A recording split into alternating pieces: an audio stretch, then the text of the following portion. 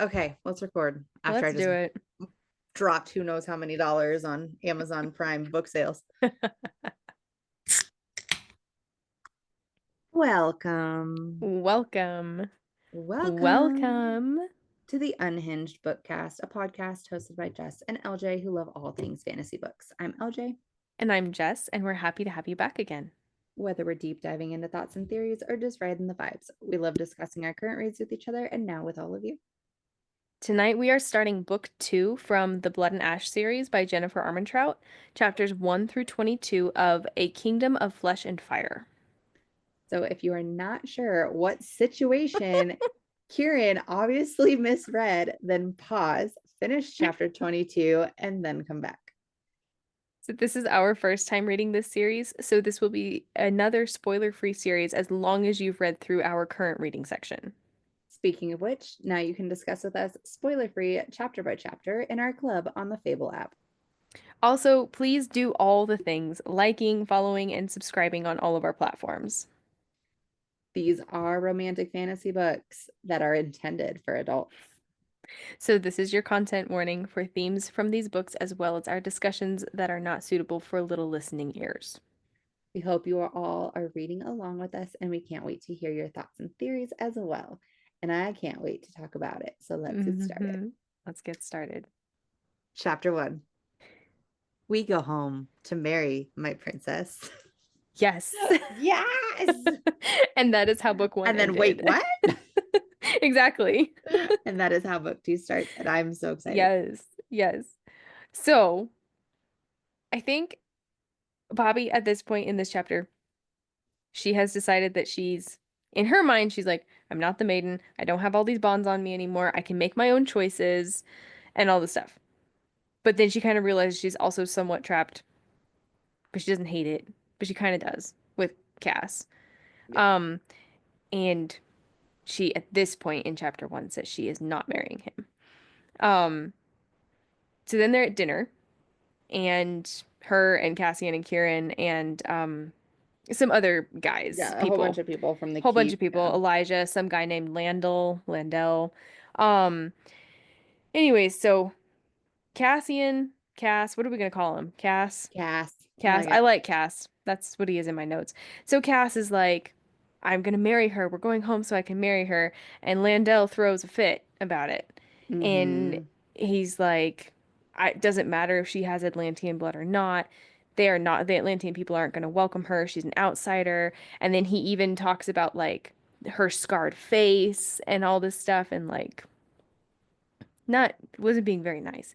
And Yeah, then he was he just straight up says, insulting her yeah, face. he totally was. And then he says, um, quote, he goes, she didn't even accept you, and we're supposed to believe that she will bond with you. So this was where I was This is started where she's like, talking to Kieran. no, No, this is he's talking to Kieran. no, He like Landell's he talking to Cassian in this first chapter. This is the he's not very, very first Cassian, he's chapter. Castile, but Cassian, I why could am have I saying Cass? swore I know why I'm saying Cassian. Thank you. I could have swore Didn't he's sound right. talking to Kieran. No, they're all at dinner and he's talking to her and Castile. Sorry, not Cassian. I glanced at Kieran and then Castiel. I knew that some Wolven were bonded to Atlanteans of a particular class, and it took no leap of logic to assume that Castiel being a prince was just that. So, but he says he stared down the table looking at Yeah. Castiel. She didn't even accept you, and we're supposed to believe that she will bond with you. So Yeah. they're at dinner. See, I still feel like that's like it was supposed to be a dig at Kareen too, because obviously we Kieran. find out about their bond, but could be.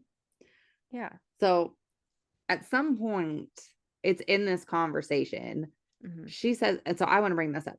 So she says, he often reminded me of a large, graceful cave cat Oh, I yeah. had seen once in Queen Ileana's palace as a child.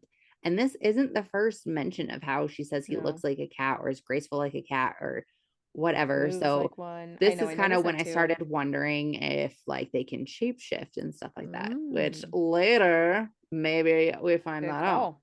So yes. So and then real quick, I also have what did I have? Okay.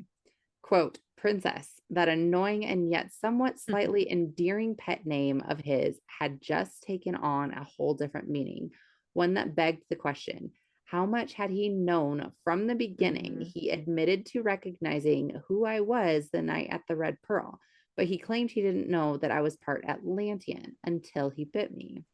Girl, same. I don't know either, and I want to know. Yeah. I know.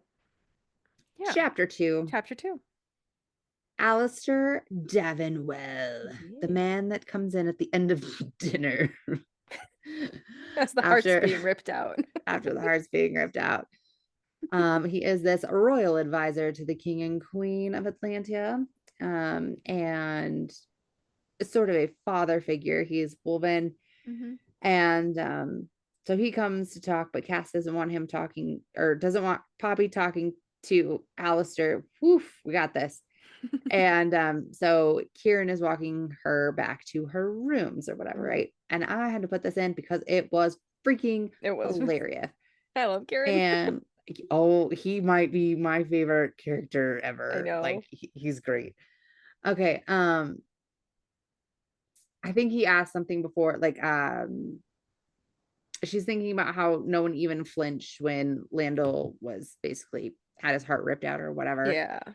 And then so she says something, and it's is what happened tonight dot dot dot. He goes, which part, the marriage proposal or the open heart surgery? And I love this dude. Me too. He is hilarious And in the that's most about dry way, which is what makes him funny. right. He's freaking hilarious. Uh-huh. But that's Yeah. about all I had in here. So you go ahead. So I did have to. So just jumping off that, when Kieran is walking her back to her room, and he's asking her like if she feels pity for Mr. Tullis. Because Mm, I don't think we really talked about it, because I honestly don't remember if it was in the beginning of this book or the end of the last book. But Cass did take all the people who attacked her in the dungeon, and ended e- up ending every single them. one of Yeah. them. Yeah, he ended them. In a very gruesome way, displayed in like a hallway, basically. And Mm-hmm. Mr. Tullis was one of them, and she can't get this out of her brain. And so, anyways, Kieran is taking her back to room, and he's like, "Do you feel pity for Mr. Tullis?" And she admits that she doesn't actually feel pity for him. But then like while she's saying this, Kieran stops suddenly, and then like this part was weird. Stops suddenly, pins her against a wall, and then he says, quote, "You smell different. You smell like death." And then they continue Yes. on to their room, to her room, and I'm like, "Whoa. That was random and just thrown in there, and what does that mean? It doesn't mean I don't anything." know, but there's That also was some weird shocking though. things going on later. I There don't know what's yeah. going on, and I need to know, damn it. That was weird. Yeah, because like she knows that he can smell Cass on her. He can smell arousal. He can smell all these different Right. things, but then he's like, "You smell like death." Weird. I don't know. Because of her pitiful emotion, or Maybe because she didn't feel pity. all right, let's All keep right, moving. Chapter chapter 3. 3. We had the same thought. Okay, so she's kind of like locked in this room. She's pacing around the room, thinking Her to bedroom, herself. but she is locked in. Yeah. Yeah, her bedroom, her bed chambers. Well, we think her bed Mm, chambers. some bed chambers. Some bed chambers. And she's just thinking about her situation and how she's wants to escape and get to her brother, and just they're gonna go disappear, I guess, right? Hmm. And then so she gives us a small thesis statement here. But that was a bridge I couldn't even begin to cross until I figured out how to escape my way to the capital and find Ian without getting caught or killed. And then she goes for it, right? And she escapes by picking the lock with a steak knife. I just Yeah. think this is so funny to think about, just like running into the woods with nothing but a steak knife and like a She's cloak. she's gutsy, that's for sure. And That I'm is like, for sure. girl, you had me that you were intelligent until about that moment when I was just Yeah, like, really? there's a fine line between gutsy and stupid, right? Because you could tell it was such a like a oh, what do you call it, like a, oh crap, I can't think of the word, but Like on a whim, like a spur of the moment. a Is that spur what of you're the thinking? moment, like, Yeah. or intrusive thought. She was like, this is what I'm gonna Oh, do. Okay, let's do it. yes, not a thesis statement. It's an This is intrusive thought it was that became a thesis this statement. this is not a thesis statement. We would get our thesis statement later, but Yeah. Yeah. yeah, this is what she decided was gonna work. Um, I am wondering, go like, ahead. have you noticed that? I don't know. I felt like all of a sudden she became very, very concerned with Ian. I just kind of felt out of the blue. Yes. Like she had bits and pieces in book one of like, oh, I wonder what he's doing and how he is, I think it's and because she knows like what's maybe going on now and knows stuff the like truth that. now. Yeah, that now she's getting even more and more concerned to like what's happening with him. And I think like throughout this, just even this section, she's like she's finding more about herself. Her parents don't Yeah. might be her real parents. He might not be her real brother. And I think it's just more of a like, I need to figure out what's going on. And I think that's Yeah. like justified because Cass is like, yeah, I need to get to my brother or whatever. And it just kind of fuels her as well, obviously, because they made this Mm-hmm. little arrangement. So Yeah. Yeah. I don't know. Like, for some reason that bothered me a little bit. I'm like, she didn't care about him, and all of a sudden it's like this driving force behind all of her decisions. yeah, But yeah. And then I had to, because I know this got brought up.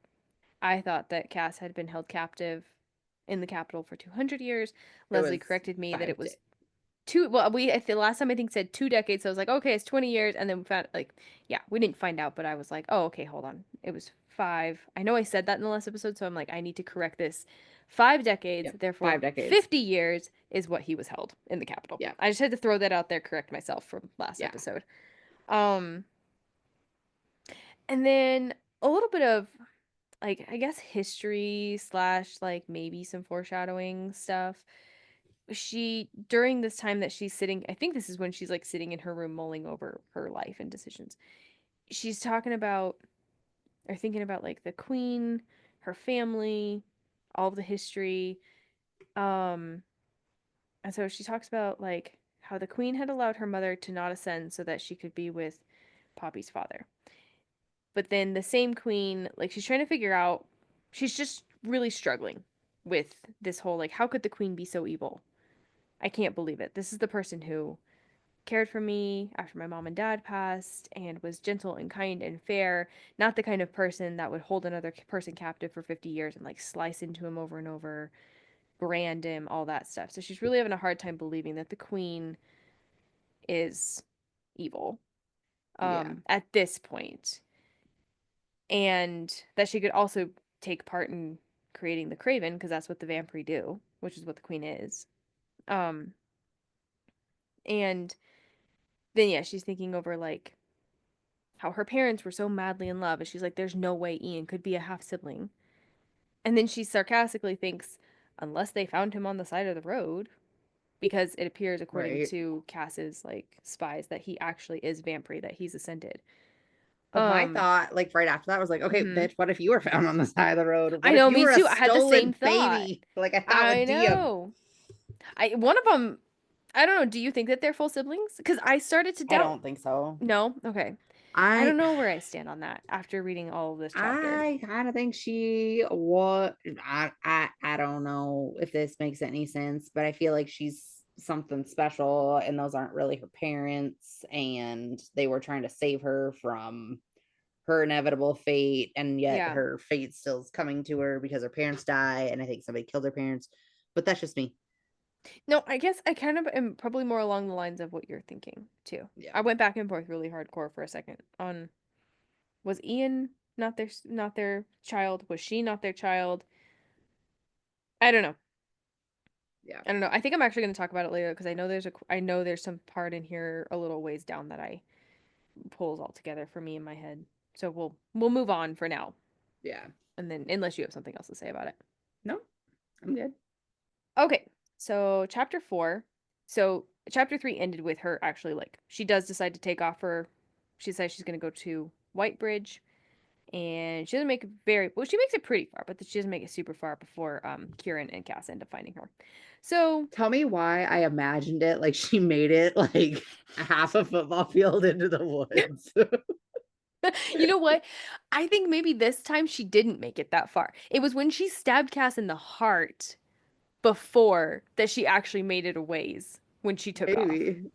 But This like in one my I think head, that she maybe didn't. Like make it she's that not a far. runner. Like I think she even says it. She's like, I Yeah. wasn't made for this or I something. mean, Like, girl, me too.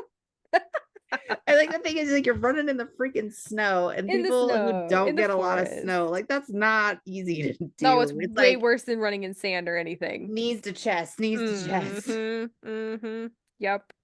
But yeah, that was just my quick like random thought of the day. But yeah, so she doesn't get very far and No, then she doesn't. So they find her, and then her and Cass get into like this little sparring match in the woods. And uh-huh. he says he gives her one of his swords because okay, she's lost her dagger again, by the way, which Yeah. She I don't know lost why that it is dagger irritating the privileges crap out in of the me. barn in the Yes, stables. it is irritating the crap out of Last me one. that she continues to lose this damn dagger. She But lost privileges.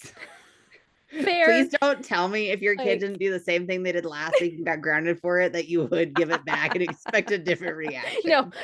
true, Okay, good. true, true. Fair point. Fair point. Also, if somebody stabbed you in the heart, I don't He's think like, you give their dagger no. back. You'd be like, you have lost these privileges.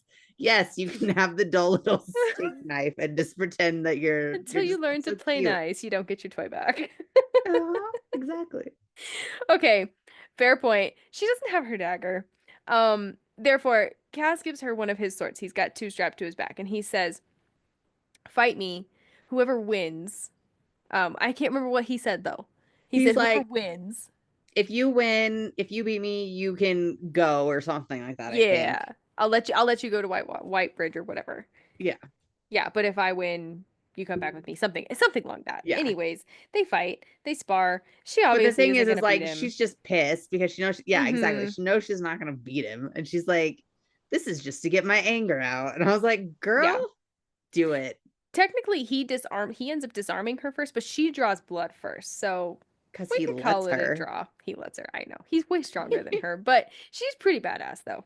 You know Um, what? I love to just tackle my husband thinking I can kick me his too. ass. And it's like it's that smirk, like yeah, nice try. You go for it. Well, Tiny little killer. He's not my brother. My husband grew up with five brothers, and he is right in the middle. And so when I do that to him, he just gets scrappy. It's like he Does has he? PTSD or something from growing up with five brothers because it's That like checks out. he really does get like he'll Middle start, child syndrome. It's yes, I'm real. like, okay, I know I'm I middle give, I give. child I'm too. not playing this game with you. Yep. And then so they're done like having this Craven battle, which by the way, they're counting them, right? Oh, that's He right. says Yep. something like, how many have you killed? And she goes like 4. And he goes, I'm at 6 or something Right. like that. Yep. But anyway, so they take care of all of them or whatever. And she ends up talking. I don't remember how this happens, but she ends up talking about she says, did I tell you that a craven bit me? And he says, no, where? She says, on my leg, scarred as it is now, it looks like claws did it, but it was fangs. Hmm. I never understood why I survived the bite while everyone else bitten was cursed. I'd planned to tell you about it after we were together. But things happened. I didn't say anything before because it was another thing I was told to keep silent about. The queen told me it was because I was the maiden, the chosen one by the gods. But that was why I didn't turn. But I wasn't chosen by anything or anyone. I looked over at him. It's because I'm part Atlantean, isn't it? A Mhm. craven's bite does not curse an Atlantean, but in enough numbers, I suppose, depending on if they manage to sever our heads, they could kill us. I think the reason I was never allowed to use my gift or tell anyone about the bites is because those things are Atlantean traits. Maybe the Ascended were afraid that if people knew, someone would realize what that meant. And then a little bit later, he goes, if I'd known those marks were bites, I would have realized what you were right away. Mhm. And then she asks him that if he had known what she was, if it would have changed anything for him, and he says no. Nothing could have changed what was happening between them. Okay. This is my last little note about this chapter. Um She asks him about the comment that he made about how it seemed like he had known her before Yes. or So like I longer. have this. This is my next Cool. thing. And this Okay, is where I go thought for about it. mates. Okay. So this is the part. I think it's the Atlantean blood in us recognizing each other, showing the connection in a feeling that would probably easily be overlooked. Mates, mates, I mates, know. mates. And then I just have something just hilarious because this back and forth between her and Cass and her and Kieran just fucking hilarious. Mm-hmm. So she goes, I'll try to escape again. I figured as much. I'm not going to stop fighting you. I wouldn't want you to. And I'm not going to marry you. We'll talk about that later. We're Freaking gonna put a pin in this. This is a later hysterical. conversation. This later. Later, Gator. And that's all I had for this one. The conversations between her and Cass and her and Kieran and Cass and the three of them, I The am three of them are my adoring it. favorite people. Oh my gosh, I am adoring their conversations. It's so funny. It's like this dry, sarcastic humor. It's awesome. Chapter 5. We find out that Cass has a middle name because Yes. Poppy's going back and forth. She's really struggling because at one point, one of their little intimate scenes, he's like, say my name, and he wants her to say Castile, and she's like, I won't do it because it's admitting recognition, like it's admitting Yeah. that that is who you are. And in her mind, he's still Hawk. Well, then he tells her this story about how he has a middle name, which is not normal, but for Atlanteans, it's normal. But only like their closest friends and family know what their middle name is.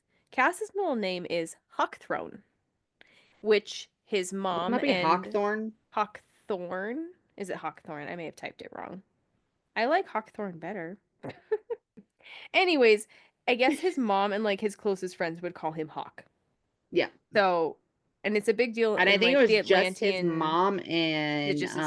brother and Kieran. Okay, okay, I that think we're makes the sense. only ones that called him Hawk. Yeah. That makes sense. And I guess it's a big thing in like Atlantean culture that only your closest friends and family have nicknames for you. Otherwise, you are called Yeah. by your actual given name. Your government name. Yes, exactly.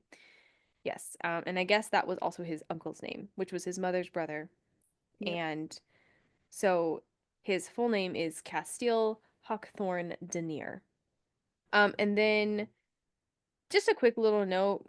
Apparently, they burn the Craven after they're dead instead of letting them sit there and rot after they've killed them, because they recognize and respect that they were once human, which I thought that was, that was kind of cool. I liked that. Yes, Because I I agree. have thought that multiple times when they're fighting Craven, like these actually were people at one point. Like they're like zombie vampires, and they were Basically, that's exactly what they are, zombie vampires.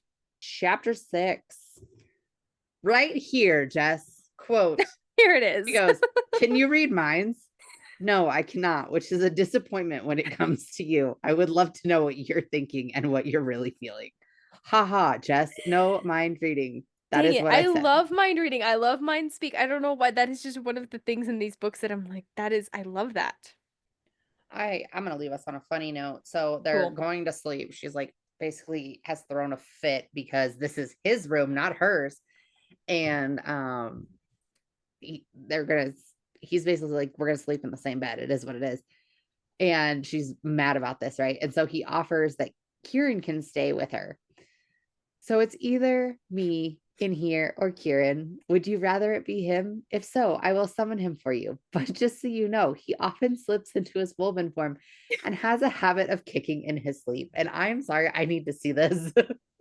Like I just want to see them like all three huddled up, or maybe it's like the whole group and they're just like all huddled up laying out in the woods, and then there's just Uh-huh. like some wolves just like kicking in their sleep. I want to see this.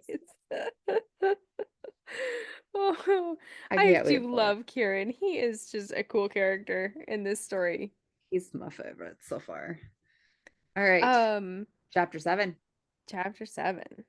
Her nightmares are coming Yep. back, which is interesting how she keeps, like, I can get into the nightmare here in a second, but I think I actually quoted it directly okay, down there. maybe, but I it's did. how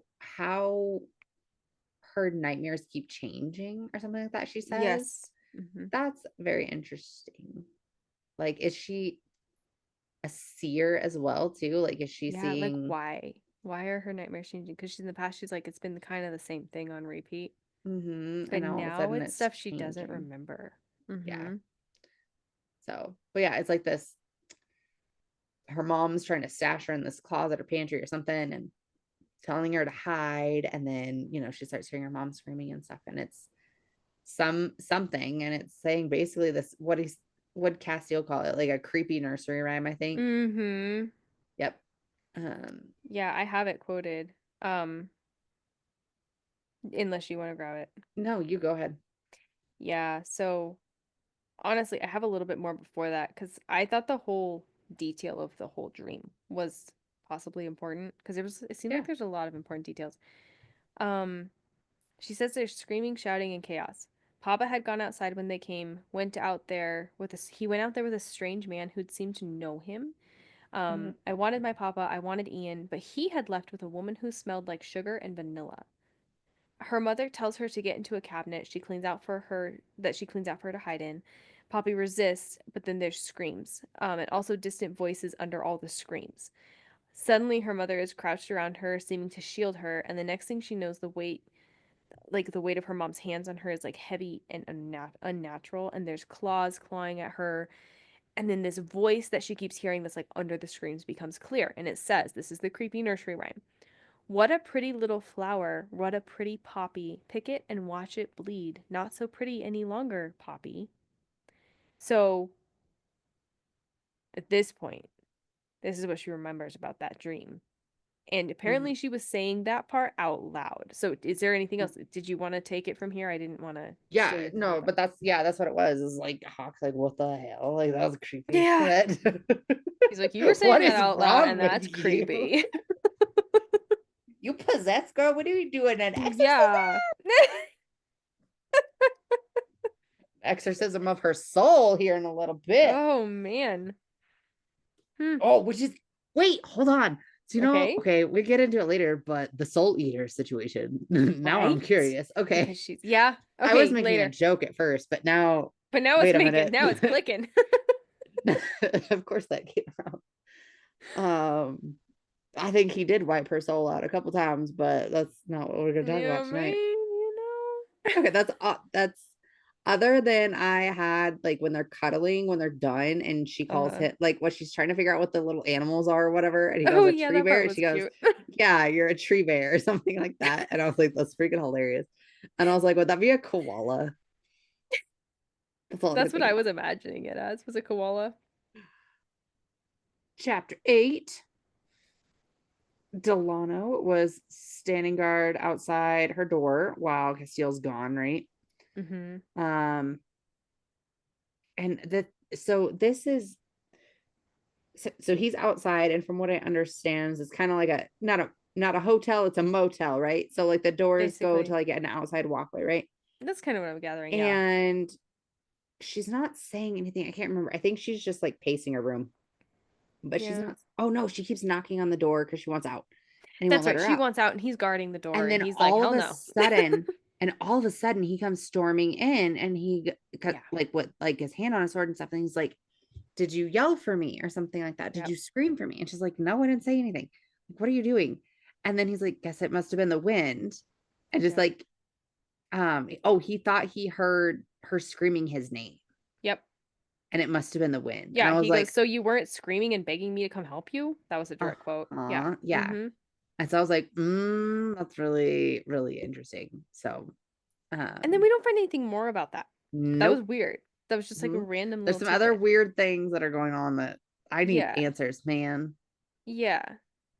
But And this is also, I think, where we learn that Atlanteans with eyes that are hazel but more gold are ones that are part mortal. And there are this is, yeah, you're right. This is where we learn that there are other Atlantean bloodlines. They mhm. say that many have died out. Um, yes, another bloodline is a changelings, though their numbers have greatly dwindled. Most are of two worlds able to shift their forms, like the Wolven. Um, and then And I'm gonna cut in there's, right there. So mm-hmm, they're talking about the eye color, right? So this is her mm-hmm, and Kieran at some point. And he says, change it, change. She's like, whatever. all elementals or something like that have these amber flecked eyes or whatever.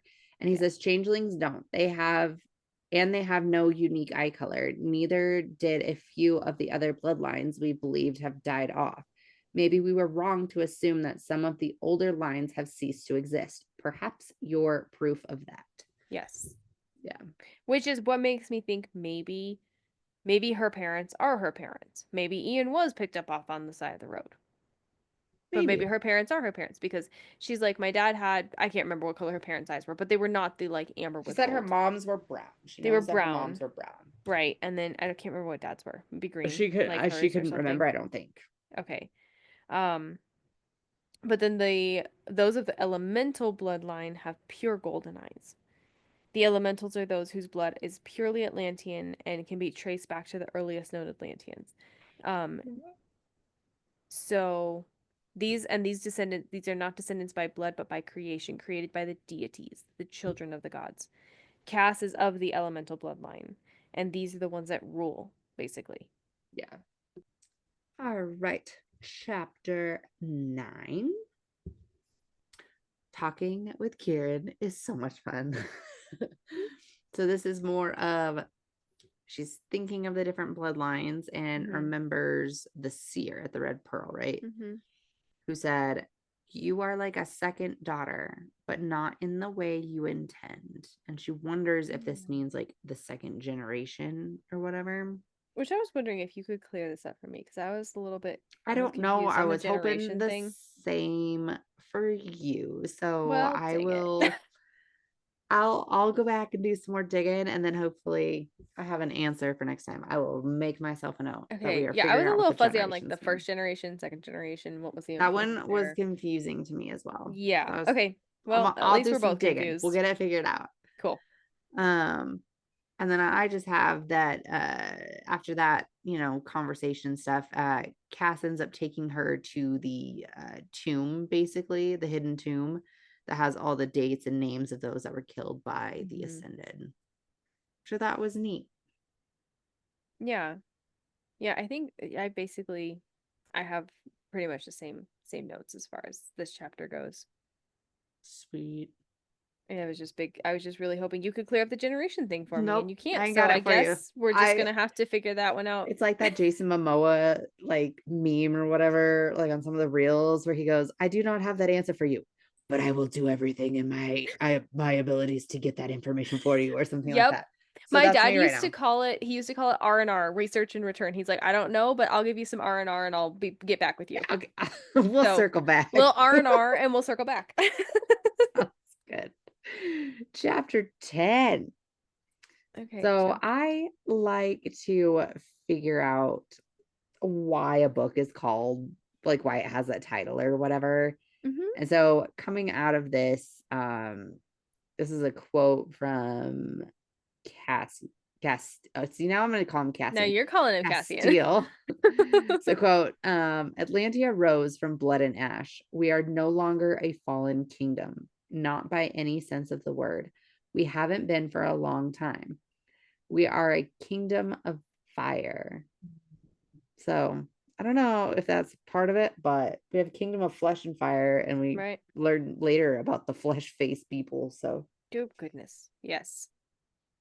But we should keep getting to that. So what else do you have on that? Because I have like one other thing. Not a whole lot on this. I mean, so they do kind of have their little talk about why he wants her to marry him, which we truly know that he loves her, and she realizes she has feelings for him too. But he's like, logistically, it would be a bond of sorts between the people of Solus and Atlantia, because the people of Solus see her as the maiden, as like this symbol for the kingdom of Solus. Chosen one. She's the chosen one. So if she can look past everything and marry an Atlantean, possibly it could either form an alliance or a war. We're not sure at this point which way it's going to go. I mean, we know it's going to probably end in a war, but yeah. So, and then she does agree to marry him under the condition that he helps her free Ian in the process, like helps her get to Ian, because she has so many questions and she just has to know what's up with Ian. Yeah. So this is our new thesis statement, okay? We're going to marry, show everyone the truth of the Ascended, We're going to get the brothers back. Yeah. We're going to kill the king and queen of Yes. Solus. Although I Or think have another. that. Go ahead. Well, hold Sorry. on. Let me finish our thesis statement. Or we're going to have another 100-year war. Yeah. We're going to keep as many innocent alive as possible. And they say, deal. She goes, oh, and I want a big ass ring, bitch. I need a big ring. Yeah, weigh me down. I need it to weigh me down. I want people to see the ring before me. The ring enters before I walk do. in. Yeah. Yeah. And I think, I don't know, I have this thought that maybe, I don't know if she's gonna like reunite with the Queen of Solace in a way, and there's gonna be a fallout, or if the Queen's gonna be sympathetic. I'm not sure yet. I I can't think the queen's decide. going to be a bitch. And I think she's the one that Yeah. killed her parents, but that's just me. Or the king did. The king killed her parents Yeah. One way or because yeah. they were trying to run away. And then I think the queen is the sweet smelling lady that took Yes, I think so Ian. too. That's why I think Vanilla and cinnamon. I was that's like, I why I gotta think stick it that one in was, my memory. yeah, that's why I think it was the Mm-hmm. king and queen. Mm-hmm. And I think her parents were trying to get her away from him. I Or agree. her parents aren't actually her parents and she's a stolen baby. And Maybe that Ian could was be too, too. but That yeah. could be too, for sure. See, it's way more likely that this is a stolen baby this time. Yeah. Even though I'm still not so sure. Than the previous series we did. Yep. All right. Chapter 11. 11. We find out Cass and Kieran have been bonded since birth. Yeah, and then we get a little history on that too. Do you have the Yeah, history? you go for it because I didn't write it down. Okay, That's literally what I so wrote down. yeah, so the history on that. Actually, I may be getting ahead of myself. Maybe he doesn't tell her quite the history yet. I don't I don't think know. so. I'll just say it now, and if we get to it later, we'll talk about it again. Sounds good. But yeah, so the woven, so the like original the gods, their children are the deities. Mhm. The deities were the ones that ruled. Then the elementals came in, which would be the children of the deities, and they kind of like started like taking over until the deities were gone. The Wolvens were originally the the gods took some wolves, literally wolves, and turned them so that they could be mortal and wolves at the same time. Yeah, companions. Yeah, and so it was like a required thing. Like if you were Wolven, it was automatically you were gonna bond to a deity. Um, so then they ended up through time just bonding to elementals, which is not like a required thing anymore. But Kieran and Cass have been bonded since birth. Yeah. Um, So I have a question for you. yeah, So his brother also bonded, right? Cass's brother also bonded, right. right? But they said that one died. Do we think it's Mm-hmm. Shea or Shay. I was Shay? calling her Shay. I don't Shay know. makes more sense. I don't know why I added extra syllables, but Possibly. Yeah, see, because I she was do. woven. I Yeah, think yeah, it I was had that her thought too. I did have that thought too. and he loved Yeah. her because that would make sense why she was around. The friend and the brother that got lost. Mm-hmm. Mm-hmm. Yeah, I think that's a very solid theory. Yeah. Sorry, I just want to interrupt you for a No, second no, you're good. Yeah. because I know this was like in that part too at And some then point, or maybe it was I, Alistair telling her. yeah, I think that's maybe a couple chapters later, but it's all in this chunk, so. Yeah. And then I thought it was important to mention because I don't think we've mentioned it yet, just to clear up any confusion. This cleared up some confusion for me that the gods belong to the Atlanteans, not the Ascended, which they've said over and over, but the gods belong to the Atlanteans, not the Ascended. Mm-hmm. And the gods have been sleeping for a very long time. However, there are some of the oldest Atlanteans that actually can still remember seeing the gods. So they were like Yeah. real and they truly are like sleeping. And I want to know why they just decided to like take a break. But I mean, don't you want to take a break when your kids are fighting all oh, day and absolutely. they're biting 100%. each other? Mom, he bit me. Yep, taking a break. I'm Going to out. I'm sleep. out. No. I'll go take a nap. All right. So I'm gonna do chapter 12 Yep. because I have a tingle watch. And I don't know if this one means anything or not, but I've got a tingle watch. I think I had one last time, but quote, a tingling sensation swept over me as Castillo's fingers stilled on my hip. I don't know. It just he had been already like, you know what I mean, just kind of like moving around and stuff, and then it just Mm-hmm. probably nothing, but there it is. There it is. And then last little bit I have on this is that we do find out because she asks Alistair, she's like, could my parents, in realizing some of the things from the dream, she's like, it seems like my parents were running from something. They were really Mm-hmm. serious. They weren't like excited, like, we're going to start this new life. They were really serious and scared, almost acting when they moved her out of the capital, her and her brother. Um, and she's like, Yep. could they have been looking for one of you, for somebody who to get them out Yep. of Solus? And he's like, what were their names? So we find out that the names of her parents were Coralina and Leopold, Yep. and Cora and Leo. Cora and Leo. And that's how, I think that's basically how this chapter And I think ends. he's saying something like, and then he says something about Coralina or whatever. He goes, that's a beautiful name or something like that. Mm-hmm. Those are Something you would unusual remember or names. something. Yeah. Yeah. And then he's going to ask around when they get to Atlantia. And he also had like a weird feeling about their last name. So I Yep. think we're going to find out more about her parents later for sure. Hopefully. Yeah. I'm going to take a minute here to go into a little bit of history that we found. Because first of all, we find out that a king and queen of Atlantia can rule for 400 years. So that's like their Oh, yeah. I forgot. term. Yeah. Yeah, so it's like 400 years. And then at that point, if they have an heir, the heir will take over. If they don't have an heir, then anyone can challenge the throne, basically. Mm-hmm. Um, his parents, so Cass's parents, Cass and Malik's parents, are past their term, which is why they're kind of like chomping at the bit for him to come back and take over the throne because they think that Malik is past saving and whatnot. He's not coming back. So, Yeah. um, yeah. And then we also find out in this point that King Malik, the first king, the king that originally created the vampires on accident, um, was actually Cass's mom's first husband. Mm-hmm. Okay, so chapter 13. So this chapter has quite a lot in it of like history and whatnot. So first of all, we'll talk about like so the king and queen, we learned that the king and queen of Atlantia can rule for 400 years. That's their term. Mm-hmm. Um so and then at this point if the 400 years expires and they don't have an heir, if they have an heir, their heir takes over. If there's no heir, then anybody can challenge for the throne.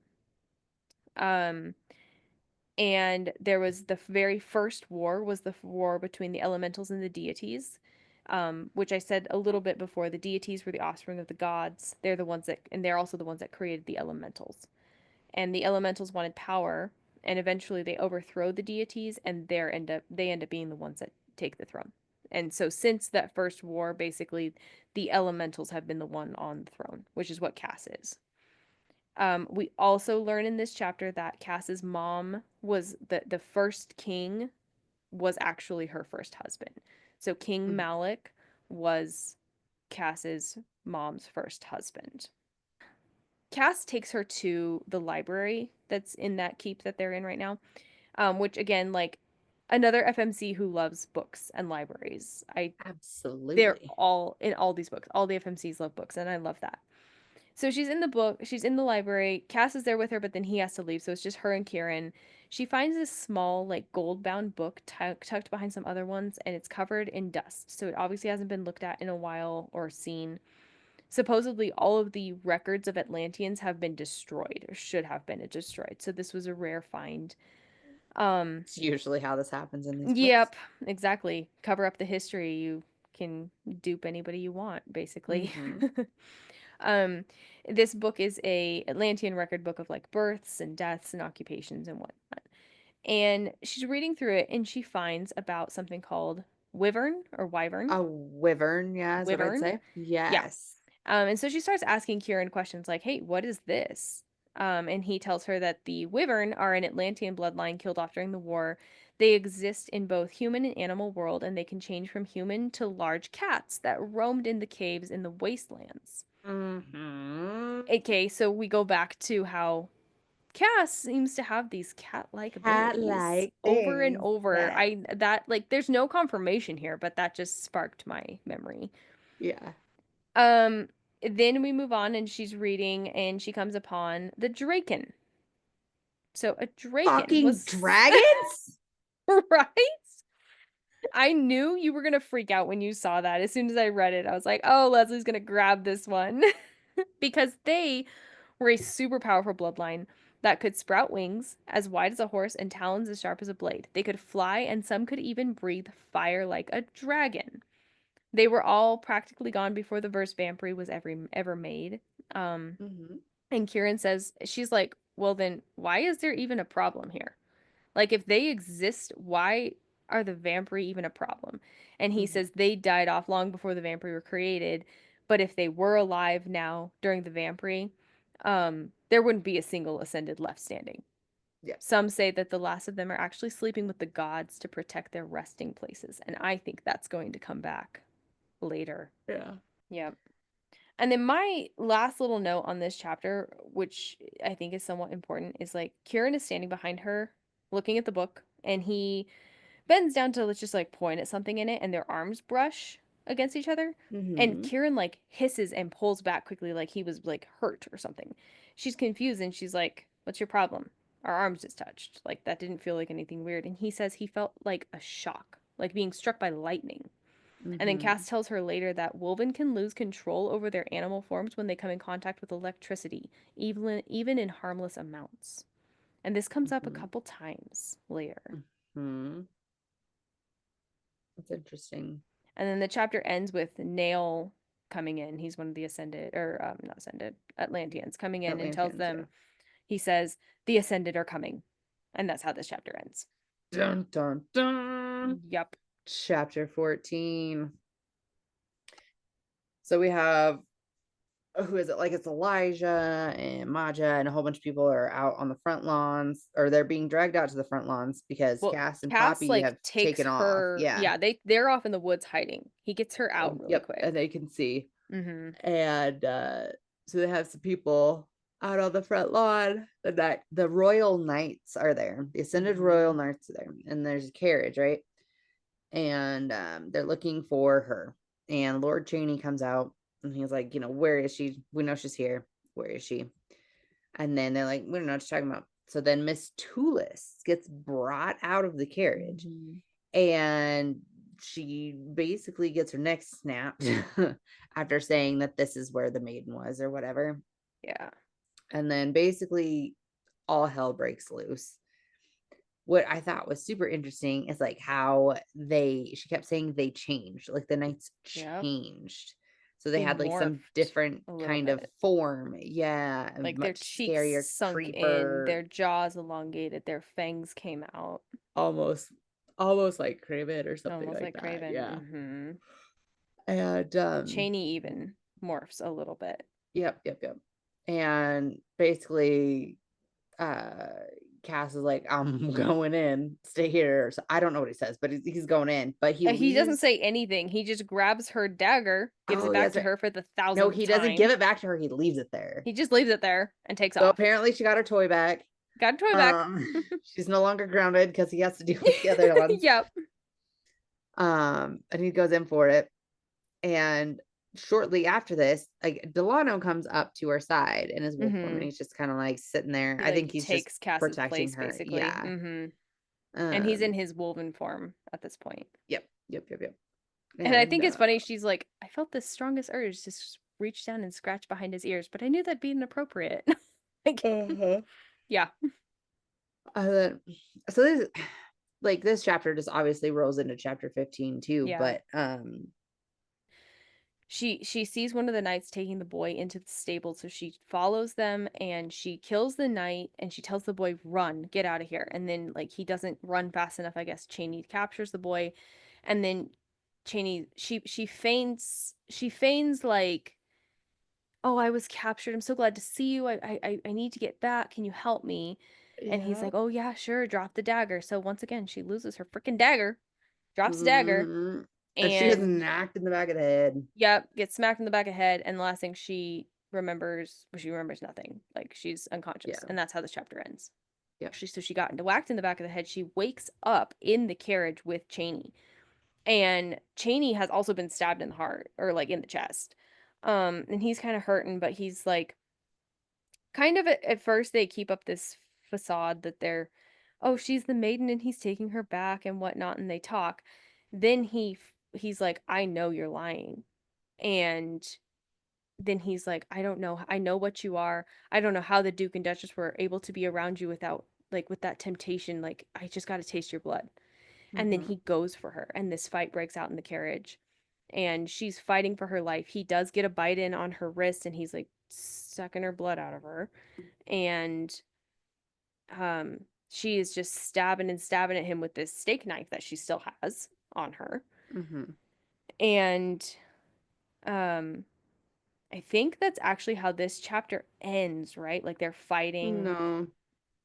So, Yeah, I oh think yeah, it that's how is. this It chapter, is. that's That's how how 15 15 ends. ends. We're like it all Right. blends together, these three Right. chapters. And then So so chapter then yeah, moving into 16. chapter 16, Mm-hmm.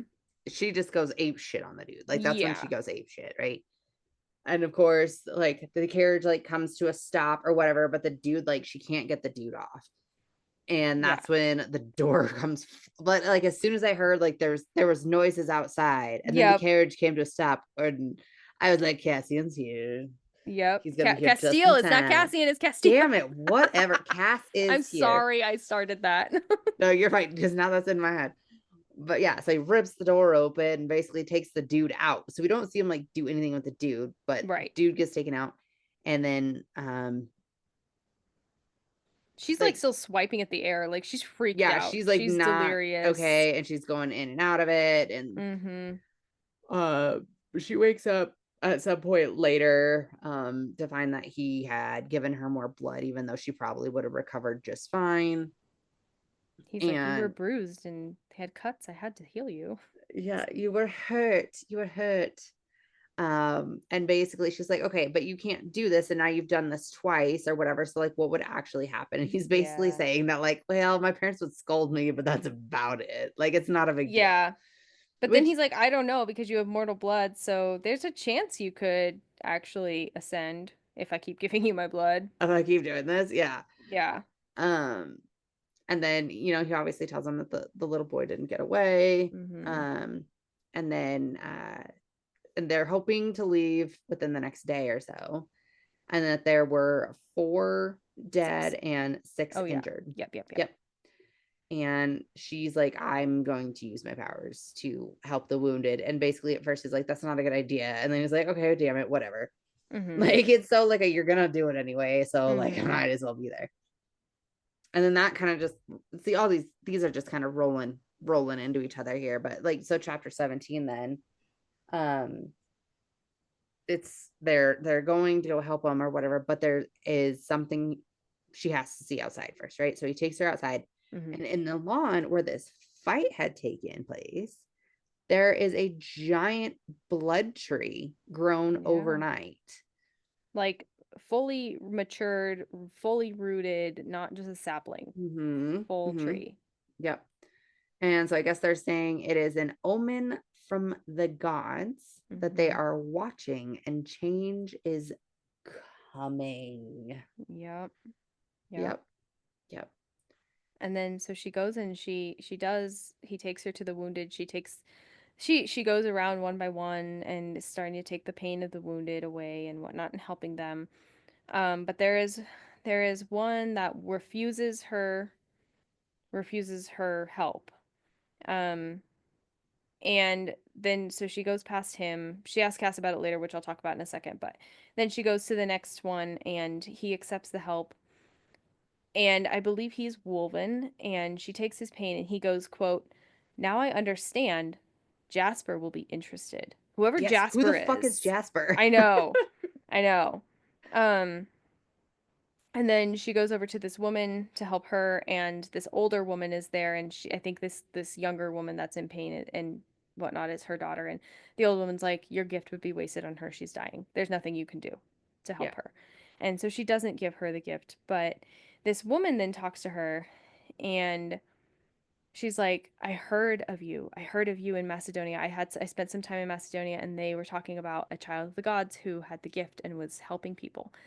Um, and she says the same thing to her that the woman in the red pearl said about her being a Mm-hmm. second daughter, but not in the sense that they're talking about, not in the Mm-hmm. normal sense. Um, And then, so then, real quick, back to the guy who refused her help. She asks Cass about it later, and um,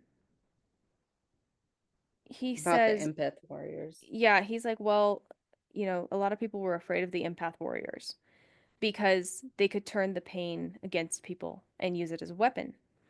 Um, and he says a lot of the empath warriors were actually called soul eaters for this Mm-hmm. reason. Yeah. And yeah, so that's interesting. Like they think that her mortal blood has diluted the gift to where she can't use it. I think eventually she's going to be able to use it as a weapon. Me too. Yeah. Yeah, that she is a soul eater. So kind of like um right after this conversation though, they like she says something like, yeah, that woman back there, she said the same thing as the seer at the Red Pearl. He's like, what mhm. are you talking about? And he goes, yeah, the lady that you sent to like talk to me or whatever she said. Thinking that she's in on the from the beginning. Like he's in on it, which is what you thought at Right. the very beginning when we Right? I talked about did. it. I did. Mhm. And uh and he's like, the fuck?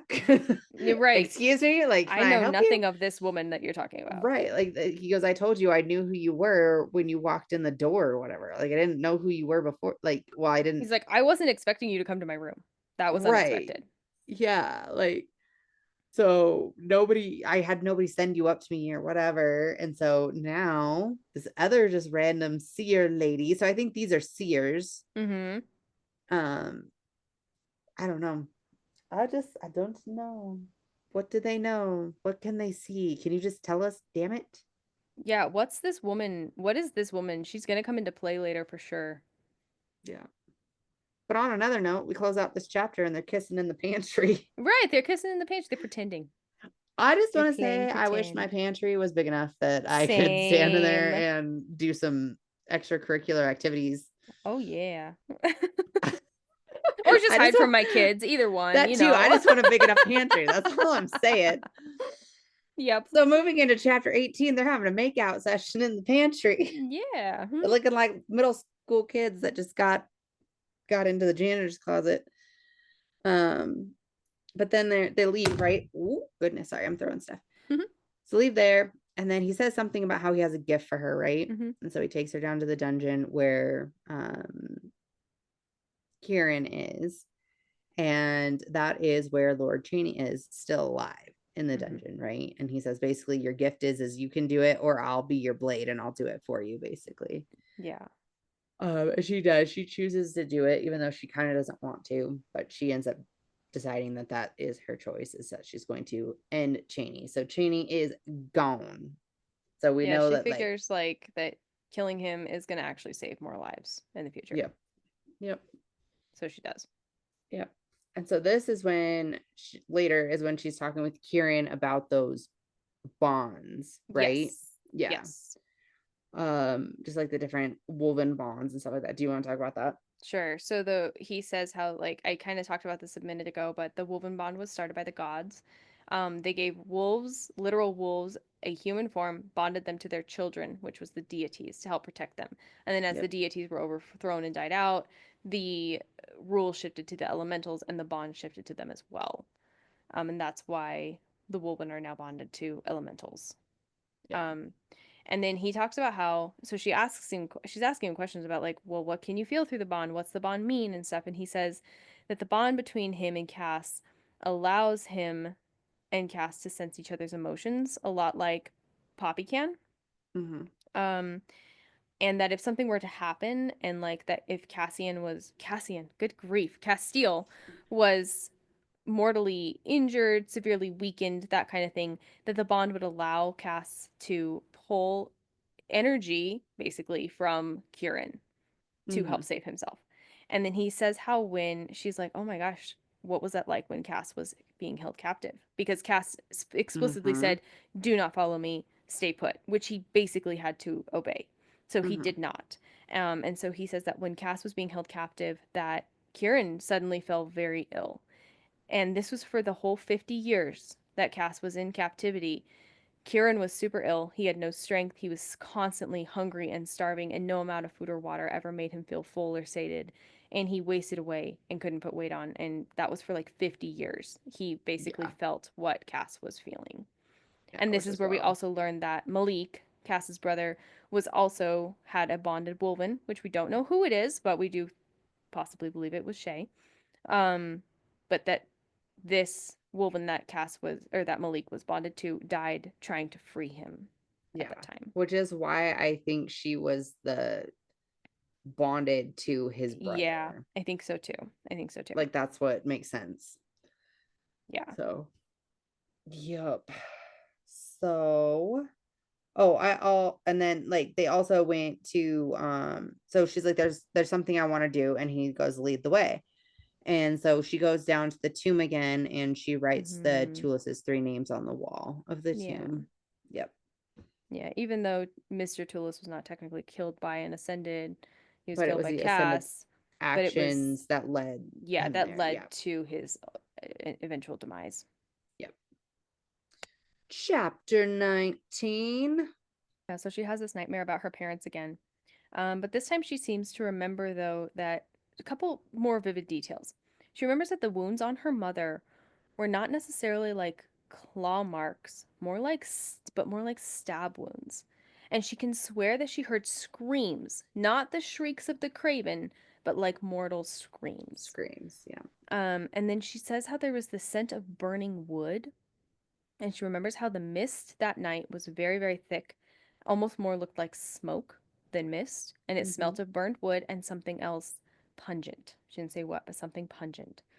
Um, and she remembers that there's like bodies all over the floor and so much blood, and but then she's like, but there was no craven there devouring the bodies, which Mm-hmm. was weird because if it was a craven attack, that would have been happening.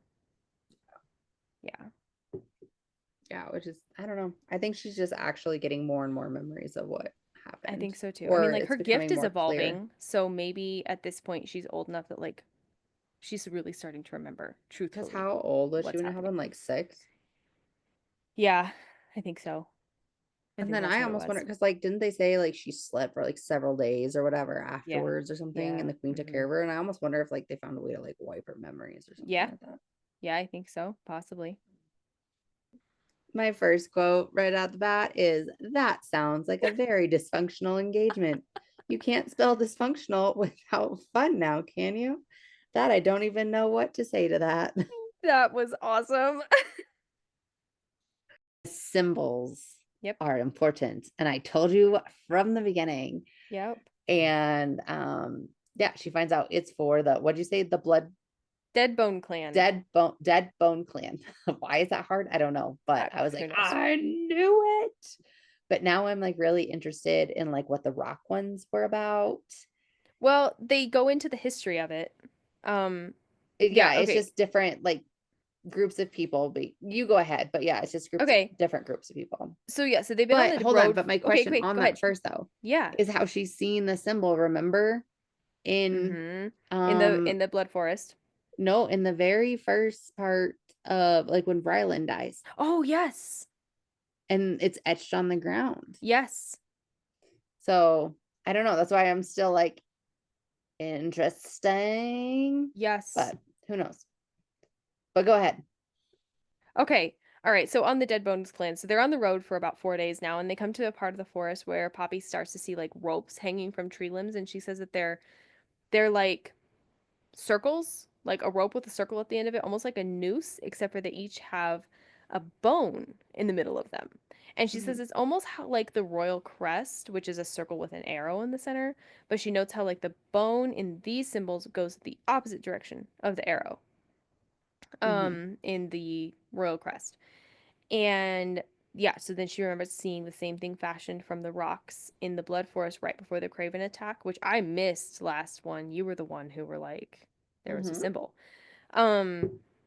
And then she asks Cass if it's Craven, and he says, no, it's the Dead Bones clan. He says, no, a lot of time they'll just let us pass through, and I'm hoping they're going to let us pass through here. He says how the Dead Bones clan used to live all across Solus, especially where the Blood Forest is now. but they've since relocated to the woods where they're at right now, the woods and hills. Um, and they're cannibals. They're mortals who've lived and survived outside the rise, and the way they've survived is kill first, ask questions later. Any Yep. moving, living, breathing thing that comes across their path, they basically just attack. Craven, Atlantean, Ascended, doesn't matter. And then the chapter ends with them attacking Cass and well, attacking the whole group, and Cass is knocked from the back of his horse. And then chapter ends. And we move to chapter 21. Rolling back into chapter 21 after a brief break of we got cut off here. Somehow. But they're in the middle of this attack or whatever. And I thought this was so funny. It's towards the end of the fight scene or whatever. Mm-hmm. And she gets this big old burly dude. She gets him down or whatever. And he's just like laying on top of her. And she's just like, is this how I die? Or Yeah. like, because she can't get him rolled off of her. Freaking hilarious. And then she's talking with Cassian, and this is like the first time she Castile. noticed whatever. Okay. Castile. And I think this is like the first time she notices about how his eyes, like his pupils are getting bigger. Yes. Uh-huh. Yeah. Uh-huh. Uh-huh. But anyway, they're talking or whatever, and everybody's kind of getting rounded up or whatever. And then she turns around and sees Kieran walking up, right? And he is buck Amazing. naked. Buck naked. And then She like freaks out. this whole conversation is just freaking hilarious. She turns around, right? And she goes, "You're naked." And he goes, "I am." And then Castile says, "You should see your face right now. It looks like you've been sunbathing." And she goes, "Because he's naked, like super naked." Super naked. Can't get more than we are right now. And I was like, this is, I feel like something like one of our little boys would say, "I'm super naked." Not just a little bit, but And super. it's even more funny because one of my children likes to take off their clothes and he goes, "I'm naked." Or like he'll walk in when somebody's going to the bathroom and he goes, "They're naked." So I think that's why I found this so funny. But the fact that they're just like, "Yeah, it's fine." And then like they make the joke about it being, he goes, "Yeah, it's a little chilly out," or something like that. Yeah. And then she She's just like, kind of "Well, looks aren't at you him. cold?" He's like, "It's a little chilly. I'm fine." And then But like go ahead. he's making a mention to like something else, obviously. And then Like, I'm a little cold, as you yeah, can probably as you tell. can probably tell, or something like that. And Castile goes, "I don't think she gets it." And she goes, "Oh, I get it." But I'm like, did she though? Yep. And so I have some things going on in my head that this is kind of where it started, because Castile's like, we should be to, where are they going? Spessa's end. Yeah, Spessa's end. He's like, we should be there by nightfall. Mm-hmm. Okay. That's when he says it. This is when they're heading out of there. Okay. And then so I'm like, okay. And I'm like kind of thinking about this and I'm trying to think where they are. And I'm looking at this map that I have now. And then this is kind of like when this starts, right? But then they get to Pompeii. Okay. Yep. Pompeii. And it doesn't make any sense if where they're going and how they're getting there, that they would go to Vespa's end. Okay, But let me start in look Pompeii. at the map. Okay. Well, hold on. So Okay. we can come back to a little bit of Okay. what Pompeii is, but it's basically like a ghost town, all these kind of things. Yeah. But there's a point in the chapter, but like before they get to Pompeii, okay? So it's like several days and nights, and she's going in and out of sleep. And like every time she wakes up and asks and stuff like that, they kind of like change the conversation, the guys do, and then all of a sudden she kind of like is back to sleep. And so my thought is like, they're not actually going to Spessa's end, they're going straight to Atlantia, but they're going through Pompeii instead of down to Spessa's end or whatever. But they don't want her to know that, because they don't want anybody to know how to get there, right? And so he's compelling her to sleep through these multiple days of travel Does that Mm-hmm. make sense? So It this is kind of, does. Yeah, that's I kind of didn't what I'm pick up thinking. on that. Because at some point she questions it too. Yeah. I think it's in the next chapter. She questions it too. Oh yeah. She's questioning if Spespa is even real. And that's in the next chapter. She goes, it feels like we've Okay. been going forever. Is Spespa even real? Oh, wow. So Okay. yeah. Yeah. Okay. So they pull up to into Pompeii. So there's a stronghold that's been kind of like they're starting to rebuild it. And they're I thought these two were adorable. They're greeted Mm-hmm. by two new characters, Beckett Davenwill, which is Wolven, and he is the great nephew of Alistair, and Quentin Delar, he's Atlantean, and if we remember the guy who like follows Alistair around, Emil Delar, we don't have confirmation, but same last name. What do I'm you guessing assume? Quentin Yeah. is kin to him somehow. Um, so Quentin just went through culling, and he's got to be 19 years old, and he's younger, he's starting to change and whatnot. Beckett, the Wolven, he's like in his Wolven form, and he's like just this excited puppy. His tail's wagging, and he's jumping on everyone, and he's just so excited to see everyone and everything that's happening. And I Kira thought says these guys were something cute. about how like when it first happens for the Wolven or whatever, like they'll get excited and then they switch forms. Yeah, he said for 2 decades, for like 20 years, the first 20 years of their lives, they can't control when they change or not. Like the tiniest bit of emotion or excitement or anything will make them change to Uh-huh. Wolven, back to human, Wolven, human. It's like pee So, on somebody's leg yeah, exactly. because you're excited to see them. Like just a cute little puppy that needs to be trained. Yep. Yeah, I thought that was cute. Hilarious. Yep. So my first note here is what the hell happened in the bedroom? So context, they're in bed together. They're sleeping. They're literally just sleeping. She wakes up, and she is like so warm and cozy and whatnot. And then she realizes she is laying on Cass's chest. And she's in like Like she's this, laying on top of him. she's on It's not top like of a him. cute cuddle No, just session. not like This just is her I head. Like she's passed out and like on rolled him. over you in the middle of the And night. she's in like this, I'm imagining it as like this kind of flimsy purple robe, basically, and with nothing underneath. I And so she's mean, laying on that top of sounds him. amazing. It does, it really does. And so then she's like, oh crap.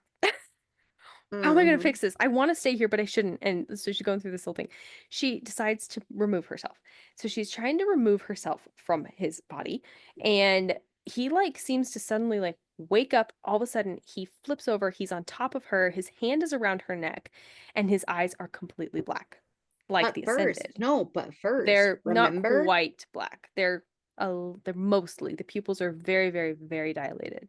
But first, before he wakes up, she is going down the horn dog train. Like Oh her yeah, she's thoughts like, oh are yeah, all down the horn dog train. And all I think that's over. important. Like Okay. normally I don't care, but I think it's important. But Yeah. anyway, so she's down the horn dog She's train, like, and oh, that's I when could he wakes just up. stay here. This would be so nice. And yeah, she's got all the feelings coming up. Mm-hmm. Everything's happening. Yeah. So then he flips over. He's got his hand around her neck. His eyes are like black. Mm-hmm. And he like he's got her pinned down. So she goes to swing at him to punch him with her left hand, and he's faster than her, and he quickly like grabs her left hand and pins that down. So he's got one hand on her neck, one hand on her arm. So her right arm is still free. She reaches under her pillow and grabs her dagger, which is Mm-hmm. under her pillow. And at this time, he's like moving down south a little bit. Yeah. Um, He's checking out the Southern Isles. he is. He is. And she's like, okay, I like this.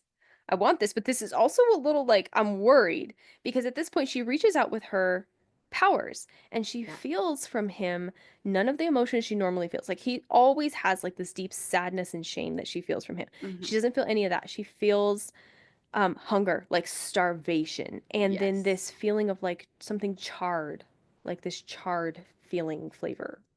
And that's the only two things she feels from him. And she's like, this is weird. And then she has this feeling like maybe he's starving. When was the last time he fed? Like he fed off me a little bit ago, but was it enough?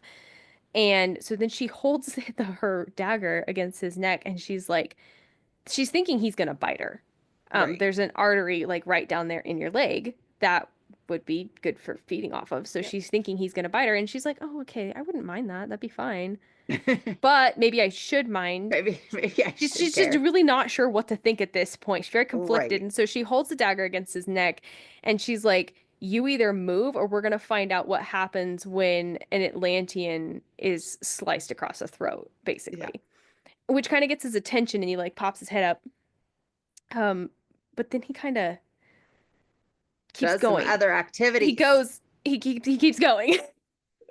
his his mouth. He doesn't bite her, but he feeds in another way. He is We'll say down that. south in the islands and He having a is good time. deeply south. And so then I mean, she's liking it so much so Yeah. that she screams out in pleasure, and then Kieran comes rushing into the room. He's like, "What's wrong? What's going on? What's going on?" And he's like, "I heard you scream, but apparently I misread the No, he situation." goes, I heard you scream. And then he's like trying to, like, by trying to justify his actions, right? Yeah, He goes, I heard you scream. Obviously, I misread the obviously I situation. misread this. What's going on here? Um, but she's like, "I don't know what to do." And then so Kieran can feel his emotions too, right? So Yep. I'm assuming like he can feel what's going on. So he tells her, because as soon as he comes into the room, Cass like turns on him kind of and gets this like animalistic like That's like when his predator. eyes are Yeah, completely completely black. black. He's like predator mode big time, and he's like Yep. freaking out. He's still on top of her, but you can like Kieran can tell he's about to pounce. And so Kieran tells Poppy, when he pounces at me, when he lunges for me, you run. Run as fast as you Yep. can. Run to the stables. There's double doors down there. Run down there. Yeah. Go And she's get like, Delano and yeah, go get Nail. people, go run. And she's like, this isn't something I run. Like, I shouldn't be running. I don't usually run from stuff like this. I'm going to figure out how to fix this. So she has this brief moment where she's like, I'm going to try and take, she reaches out to like take his pain the way, same way she would if she was going to take someone's pain. Yeah. And she Or floods give him like him. happy emotions. Yeah. Yeah. So she floods him with like happy emotions, all this happy stuff. Everything she could think of. Yeah. Yeah. And he snaps too. But his eyes turn back to their normal color. He Not comes yet. to. Not yet. Not until she says it's okay, Hawk. Yes, that's true. She does use she Yeah. uses the hawk name, and she gives him these emotions. He comes to, his eyes change back to normal color, and then he like just oddly like gets up and leaves. Doesn't say Yeah. anything to anyone. He just leaves. He says some stuff. He goes, Does he say? honeydew. Yes, he says honeydew. Oh, that's true. He does say that is true. He does say honeydew, which is And then what he he says, I'm says she tastes sorry. like, And then he and then leaves. he can yeah, he says that's true. He does apologize, and then he leaves. He says Yeah. nothing to Karen. He just walks out. So what Dun, do you think? dun, Because I'm like, dun. what the hell just happened in the bedroom? Okay, I 100% because like she was touching him when she was like being basically a horn dog, right? And Yeah. had those feelings. And I think she pushed those feelings into him. I think that's exactly what happened. Oh, so she is learning maybe to Yeah, manipulate the like emotions a what they were little bit. talking about with the soul The eater, soul eater. whatever it Oh, was. okay. Yeah. Okay. About how they Yeah. could push those emotions into people. Okay. Ah, yeah. I Because hear like that. if you think about like her inner thoughts before that, like she was Oh, yeah. a She horny was deep dog. down the Like I got hole. She nothing. was deep down the I rabbit Yeah, hole. that's all I got. That's like the most graceful way I can put it. Yeah, so we ended on a And it's like he cliffhanger, but immediately wakes up, right? yeah. Like Yeah, as she, I think, immediately. still having Like that. she's So trying to get off of him. She's like, okay, I'm gonna just ignore these feelings and get up, and then he like flips over and there it yeah. begins. Yeah. Yep. So what do you Yeah. like? What are you thinking? Do you got any other thoughts, theories, comments? I don't know. I still think there's something about her mom or her Yeah, supposed mom. The Duke knew her. She was close with the Queen. I don't know. there's a lot going on there. Yeah, like the Duke was so sour about her mom. I wonder if she was like, she was an ascendant that was trying to get away. Atlantean that was Yeah, trying to get away. Yeah, yeah. I know. And I I think do that think she too. could be a stolen baby. I think that, yeah, I do think that It that's does actually make possible. sense. It It does did in make this sense last one. time, but this one it does make It sense. really makes sense. Possibly slightly more. Yeah. Mm-hmm. Yeah, and So I do think that Ian could potentially still be her half brother because the Atlanteans, if they're, if it's half Atlantean, half mortal, Hawk does say, Hawk, now I'm calling him Hawk, Cass, whatever his name is. He does say that like it's possible that they could still be turned. So, yeah. But then why wouldn't they have But just like she used also him? refused the ascension too. So maybe she Their mom was did. the Yeah. Atlantean. Yeah. And Or maybe the maybe queen is not terrible. Maybe the queen knew that she was Atlantean, no, and maybe the I think queen. the Atlanteans, I think the Soulless King and Queen are the ones that killed their parents. Yeah. But I That's what I see, think. But see, but did she know? Did the queen know that she was half Atlantean and that she was yeah. like, I don't know, did she let her go so that she would create babies? So like, was she playing the long game so that she could come Like and steal the babies? no, I think like I kind of think like her parents were trying to like they were trying to do basically what Cass and um Poppy are doing now, just Mm-hmm. trying to unite the two sides or Yeah, whatever. And then they found out what she was, that she could whatever. And they stole her. Maybe Ian's also a stolen baby. maybe. I mean, she did say, did they find her on the side of the road? Yeah, I but not mean, necessarily like bad stolen. I don't know if that's a good way to put that, but yeah, in trying to maybe they were part of this group that was trying to get people out maybe. Maybe. and found these two kiddos that were left somewhere or something, and Yeah, that's why they got because she, maybe she was stolen from whatever and she was supposed to be the chosen one or whatever because the queen's the one that said she's the chosen one. yeah, And everyone just went along with it because she wasn't the chosen one until after that too. So yeah. let's roll out for the night. All right, so that about wraps it up for tonight's discussion. We hope you were all enjoying this series so far. If you are interested in joining us for discussion on the podcast throughout the Blood and Ash series, make sure to reach out so that we can get you on. We are first time readers to this series, so we hope that you follow along with us. Or if you've already read the series, we hope that our discussions can be a refresher for you before book 6 comes out in September. Make sure to join us on Facebook and Instagram for more fun and conversations. Also, we just started a club on Fable for the Unhinged BookCast. So be sure to join the club and discuss with us chapter by chapter. Next episode, we will be discussing Book 2 in the Blood and Ash series by Jennifer Armentrout, A Kingdom of Flesh and Fire, and we're going to do chapters 23 through the end of the book. We also have a reading schedule pin on all of our platforms to help you navigate with our reading order.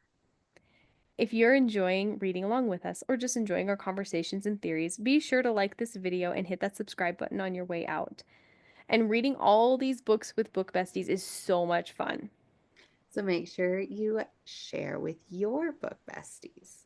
And if you don't have any book besties, Then consider yourself one of ours. And until next time, oh, guess what? I what? just got an ice machine, so I can Oh, always fill my drink with ice. and your books with spice. Bye. Bye.